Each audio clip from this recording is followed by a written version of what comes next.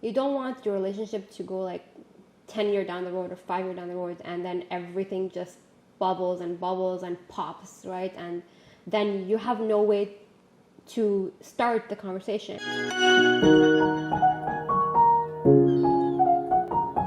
We previously spoke about, can a woman do it all, in the concept of pre-marriage. Now we're going to transition the conversation to marriage and add on to that having children and how that changes life. A lot of times we hear of this honeymoon phase. The first year of your marriage is blissful, is fun. How is your experience with that? That's funny how some people quote it like that. I think the first year of marriage, yes, it's fun and romantic and all that, but it also comes with its challenges. The first year of marriage was the hardest. There's a lot of challenges. You're adapting to a new person. Both of you come from different families. You talked about your expectations and everything, but still, when you come together, there's, you're finally living together, and you may notice things that you didn't know about the person, and you're adapting. And same for yourself, right? From my personal experience, let's say, there were things about myself that I didn't really realize. There was some stuff about myself that I didn't really know. Like, no one called me out on that in my family. Like, why? So, my husband, let's say, like, he's much more organized than me. I was so happy about that, right? But that also, like, pushes me to be more organized. And, he calls me out on certain things at home. At first, in a marriage, that's challenging, because who's he for telling me this and that, right? But, you want to respect the other person, and you have to, we talked about this already, right? Like, you have to make these small changes in yourself, especially if they're for the good of both of you. Like, when you enter it, there's a lot of challenges. You're learning how to communicate, about your interactions. I remember we would go out with friends, and, I didn't like certain interactions, certain things that he would say, certain comments. And for me, communication was key. Like, we agreed on the beginning of marriage, like, communication. We have to talk about it. Don't embarrass me in front of everyone and say it, but just like when we're in private, let's talk about it. And we did that. And I called him out on certain things, and he was very patient, listened to me. And that says a lot about a person, right? And because we experienced this communication struggle at the beginning, before diving into marriage, we were ready for that. We knew that, okay, this is what we wanted of each other, what we expected. So there were certain things that, I didn't like, so I mentioned them, and he would fix them, and vice versa. And I think it's important to realize that, marriage is not perfect, and it's not a fairy tale. Marriage is it's hard work, and you need to put in the work to make it last, to make it successful. And the important thing to remember is, don't think that those small things are, the cause of, like, to end a relationship. Don't like, oh, I regret this. No, these are small things you're working on. You're getting to know each other.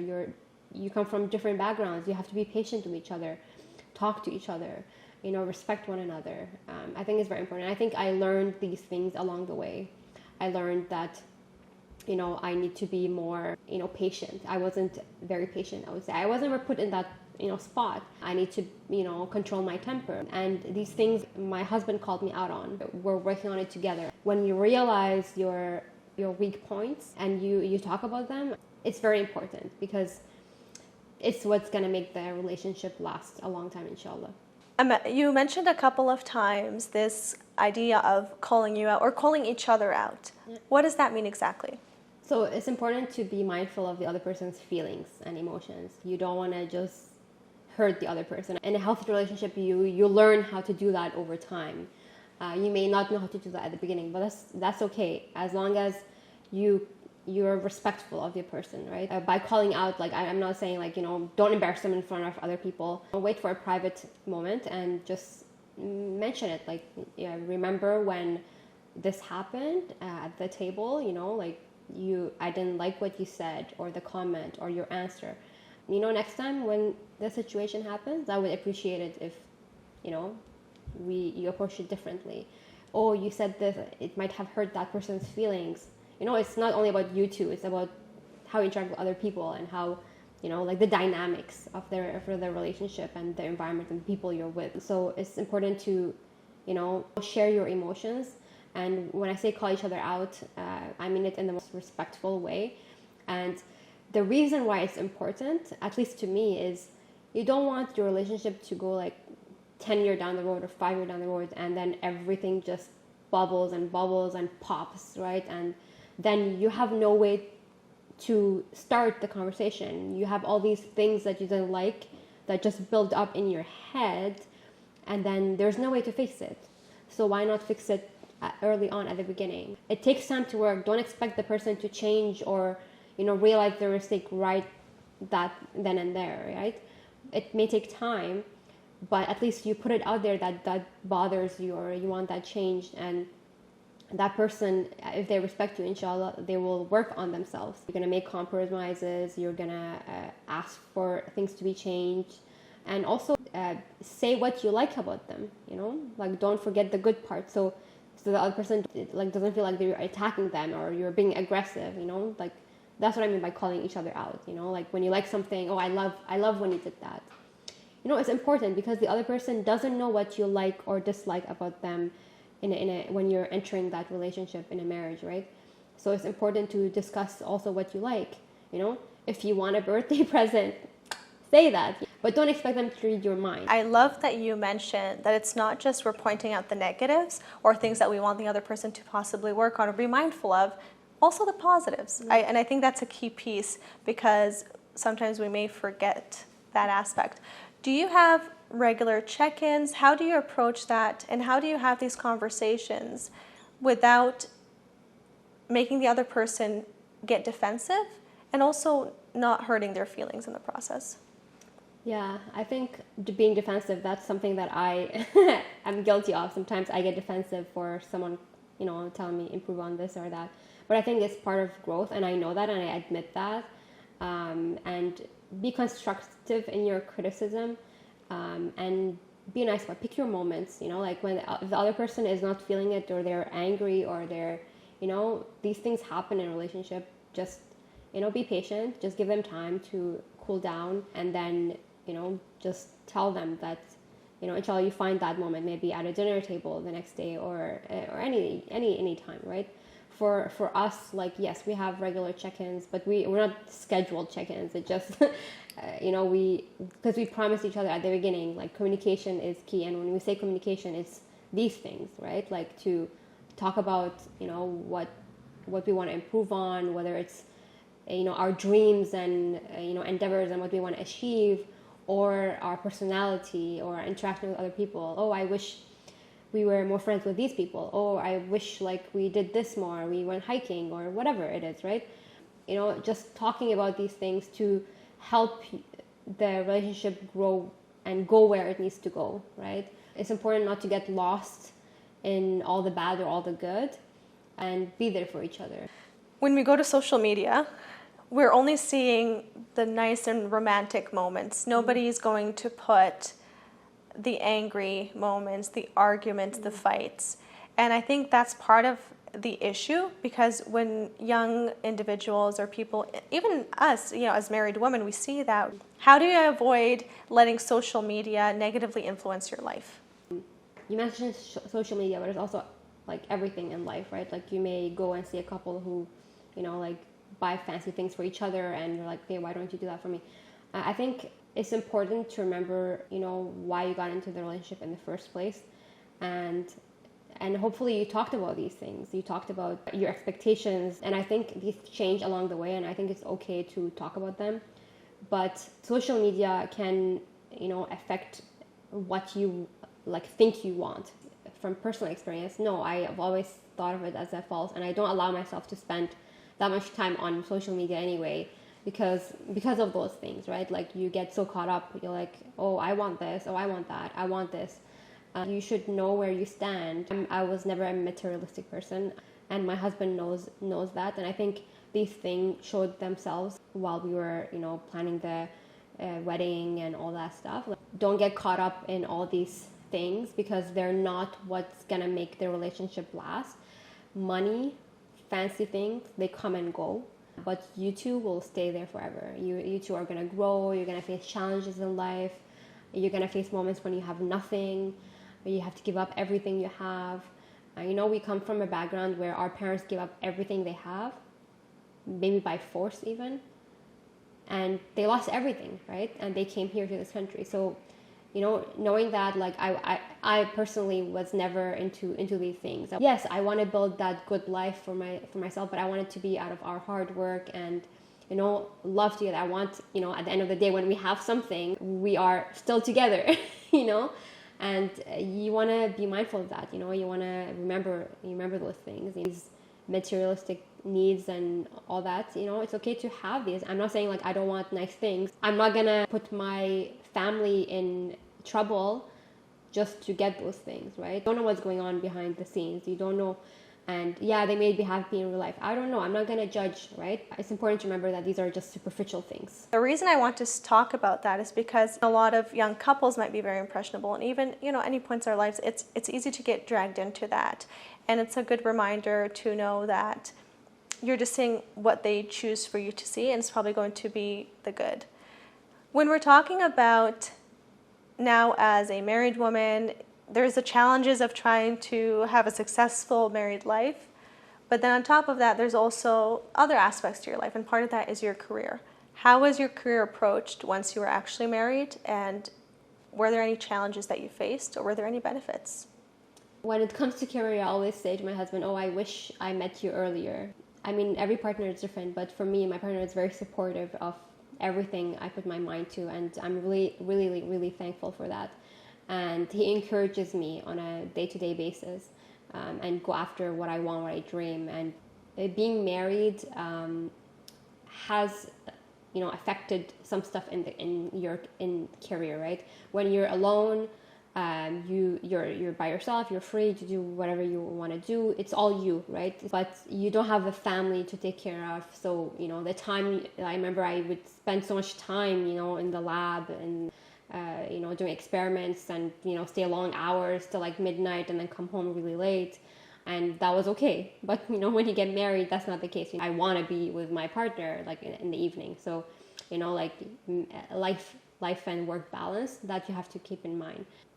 In terms of, having children in marriage, you may want to have kids. And that also affects what you want to do. Because for me, at least, like my professional growth is important for me. Like I want to, be able to use all the knowledge and education I've like had over the past years, and I want to grow also. I want to learn new things. I'm all about learning new skills and, expanding my knowledge and my network with people. Having a kid now and being married, it has changed a lot of my, perspective in terms of like, your priorities. I want to be there for my kid.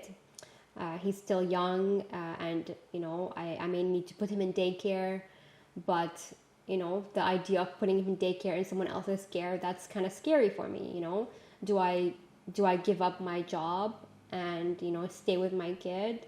And I'm still going through all this process because I'm still on my maternity leave. And you always have this picture of a better version of yourself and what your life how you want your life to be like, right? And that's what I have for myself. And I'm always, I want to improve. I want to be good at this, but there's so much to learn, so many things out there. Am I doing the right thing? Even career-wise, like you're constantly doubting yourself. Like, am I in the right job? Am I doing the right thing? And that's the beauty of motherhood, balancing it all. Did you experience any struggle with your identity after you became a mother? Struggle with identity is real. And that was new to me, right? Like I was a student when we got married, and then I got a career, alhamdulillah. And now I'm a mom on top of that. So, I don't know, I'm just still struggling, let's say, with my identity. I don't know who I am anymore. Like where do I want to go with this? Do I want to still go back to work? Do I want to, pursue my career? Am I that career oriented? Like, am I a bad mom for caring about my career? Am I a bad mom for leaving him in daycare? all these questions are, always in my head on a daily basis. And you can ask my husband. Like, sometimes I can't go to sleep because I'm thinking about those things. So it's important to realize that you're not on your own. And I think that's why we talk about these things, right? And realizing that, talking about your fears, especially for me, talking about my fears has helped me a lot. Sharing my thought process has helped me a lot, because I came to realize that, okay, I'm not the only one going through these emotions. And I think it's a constant struggle. As you get older, your worries and challenges and concerns, they change, but they're always going to be there. So it's kind of like, how do you deal with your thoughts? How do you deal with them? And again, it comes back to talking to your partner and communication with your family, with your support system. And I think for me and my husband, we always, we said to ourselves, communication, number one, is key. Second is, if we ever need help, professional help in our relationship, we go after it. Sometimes it's a big no-no in our culture, but we said to ourselves, no, if we need it, we have to go talk to someone, because these struggles are real. These struggles of emotions, these are real. So we have to talk to someone. The other thing that kind of changed is how I think about, my priorities and my career. Like, what is a career for me? Like, a career for me really didn't have much of a definition before having kids, except that, I have a good job, I love the environment, I'm making money, it's good, it's all we need, that's good. But now it's about, like, am I making time? Is this job allowing me to make time for my family, my kids, my husband?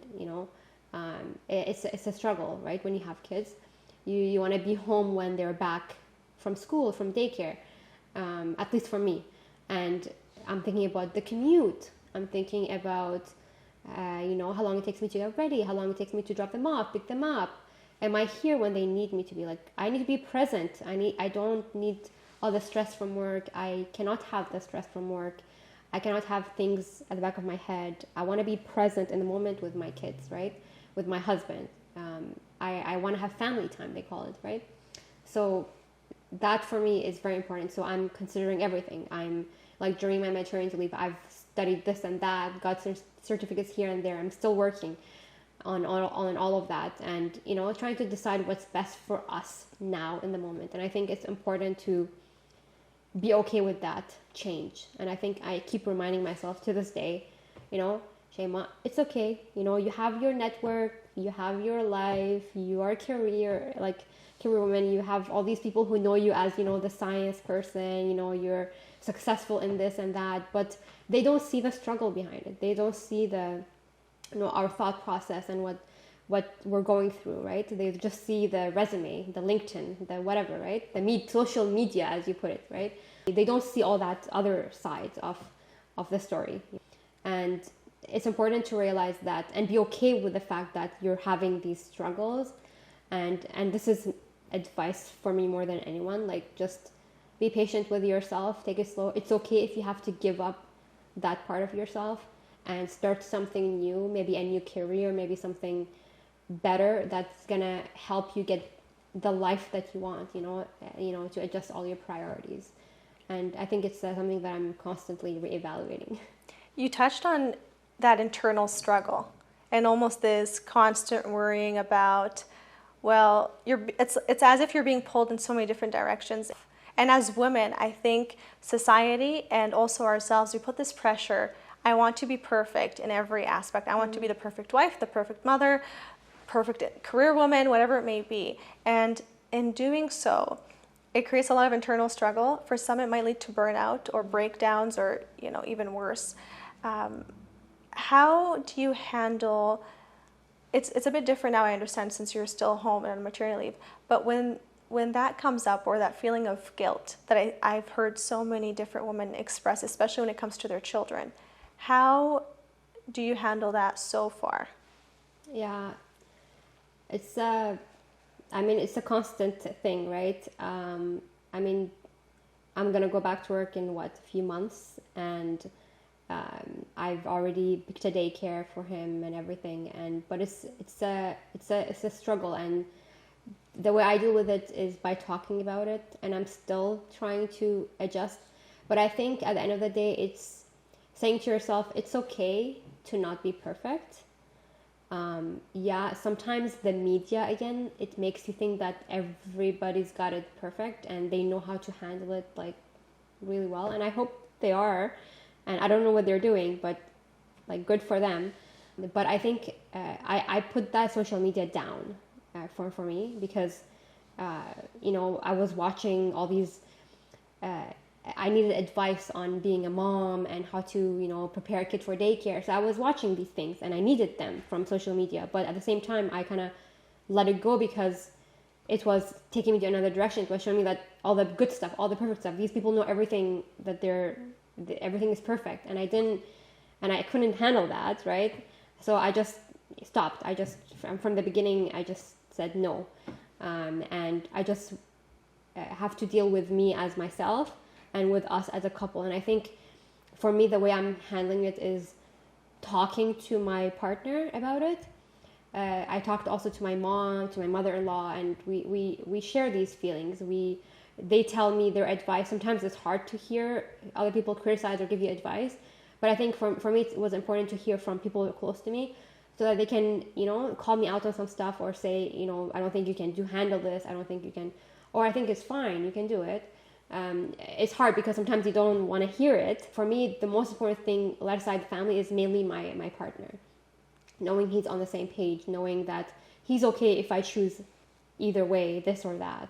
And we talked about this before marriage. We talked about, okay, what do you want to do when you go back to work? And I told him when I have kids, I may not want to go back to work. And he was totally okay with that, And knowing that, and it's kind of like a, like comforting burden. It's very comforting. It's, burden off your shoulder kind of thing. Because, at the end of the day, he's like, I'm the man. I'm going to support you no matter what. I'm supporting you financially. And that's perfect. But at the same time, living in the West, I know it's difficult and it's very expensive. And I want a certain kind of life for ourselves. So I know that I want to put my work, and I know that it's not only for those things, but it's also for me, because I know as a person myself, I know that I like to work. I like to have something outside of, mom or wife. I want to have something for myself, because honestly, you never know what's going to happen at the end of the day. You never know what to expect out of life. So it's good to always have some of your independence for yourself. You never know when you're gonna need it. I have an aunt who lost her husband very early on and has 4 kids, and knowing and seeing that, it's very difficult. But she had to raise them all by herself, and it's very difficult because you never know when accidents like that may happen. So, I have that at the back of my head. I have these experiences from other people. I see it. You see it every day, right? And it's hard to talk about, but it's hard to admit or accept these things. But you need to know these things because you're not the writer of your story, of your life story. You don't know what's going to happen. You can only control it up to a limit. So it's good to do your best on your day-to-day basis. And it's not like checking a box and saying I'm perfect, A+. It's not like that. But at least growing each day, knowing you're going in the right direction, learning something new every day, and being there for your family. For any woman who is continuing to have that internal struggle, but it's getting to a point where they're not having the support that they need, what advice do you have for them? Remember that you're not alone, number one, and that is all your feelings are valid, all your emotions are valid, all the struggle is real. It's something that almost, I can say, every woman goes through. And my biggest advice is, if you need help that you're not getting, go outside and get it. What I mean by that is go talk to a therapist, a counselor, someone that can help you. There are so many resources out there that we're not aware of, and it's important to seek out help, and hopefully your partner is on the same page and can help you through that. Sometimes partners don't understand the struggle that we go through, and that's totally fine. Don't expect your partner to, be on the same page and understand what you're going through, because they're not gonna. maternal instincts, or those things that you have, all these things, these are yours. And it's important to know that, there's help out there, and you can reach out for that. Because, being a mom and trying to balance it all, and, the career, all of that, maintaining that balance, you can never probably maintain a perfect balance. And it's okay. Don't take that personally. But sometimes we need that outside help, to talk us through that and to help us see where we are struggling the most and maybe make adjustments. And it's okay. Don't feel guilty that you need that help. Don't ever feel guilty. I love that. And another thing that I learned that I think is so important is, especially women tend to take on too much and want to do a lot, and learn to actually speak when you need help and actually verbalize, I would like you to take care of this for me. And that might give you a chance to then do something for yourself so you're not burnt out. It's hard being a woman. Yeah, I agree. I think it's very hard to admit when you need help sometimes. Sometimes help is there, your family's there to help you. Like for me especially, sometimes my husband is there to help me, and sometimes I'm just like, no, I want to do it all. I can manage it. And it just comes from my personality is like that. I've never, been completely dependent on someone. And when I have a child, I wanted to be perfect at everything. And I don't think it's okay to demand that of yourself, and it's not healthy at all. And I've learned over time, and I think my husband, he called me out on that. He's like, I'm here if you need me. Just say it. Just say, verbalize what you need, and I'll be there. And it takes time. Once you start having children, that can really change the relationship, or so I've heard, or affect the relationship. How has your experience been with that? I think when you have kids, they're a blessing, and it's like your life changes in a beautiful way, right? And it affects the relationship in terms of you have less time for each other maybe. And it's important to acknowledge that, so that you work on making time for each other, making time for that communication that you used to have. You have a kid in your life, and your attention is all on the child wants this, child wants that. I wanted to do this for the kid. Please, let's do this. And you may forget about your partner, and he's another human being. And it's just important to acknowledge that and know that, okay, this is a person too, and I have to be there for both of them, for all of them. And I think for us, it has not really been a struggle in that sense, because we acknowledge that from the beginning. I think having a child, having a son, has pushed us to be better versions of ourselves. We wanted to be independent in terms of our work. We didn't want to be, employed anywhere. But, we're still employed, alhamdulillah. But at the same time, we have backup plan. We have a side business. We have something going on for ourselves. And mainly because in the West, you never know what's going to happen. You can be let go anytime if you're an employee. And having a child definitely opens your eyes to the realities of life that you may not have, foreseen. Yeah. I like that. I'm going to come back to the whole topic of this video. Can a woman do it all? Can a woman be a full-time mother, be a full-time employee, a full-time wife? Because there is this expectation that we are doing all these things. So can a woman do it all? So I wouldn't say full-time, but yes, you can balance it. It might not be a perfect balance all the time, but I think that don't deny yourself the privilege of having that in your life, or at least trying to balance it all out. It might not be the perfect balance, but or the perfect equation, but it's good to try and evaluate it over time. And if you need to make any changes, make changes. Whether it's something that you want or your partner is asking of you, talk about it. If your partner feels like you're not spending enough time at home, please talk about it. If your partner feels like you're always at home and concerned about the child all the time and you're not doing anything, and he wants you to get yourself back, your individual person, I think it's important to talk about these things. And for us, for me being married, and we always talk about this I always talk about it with my partner. And, just a constant reminder that, yeah, you have a full-time job and you have a business, but let's remember to make time for family. And it's never been an issue because we always talk about it. And I respect him for, trying so hard to make a living for us so that I don't need to work if I don't want to, And I think that's a big plus, seeing that commitment and, taking initiative on his side.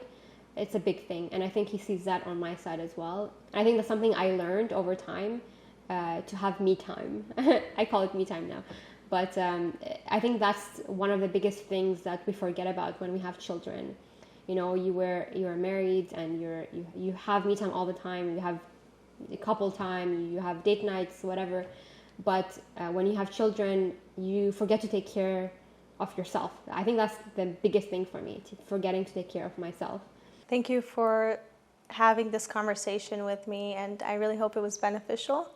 I know we can speak about this topic and go into a lot more details, especially as a mom and now, transitioning into becoming a working mom.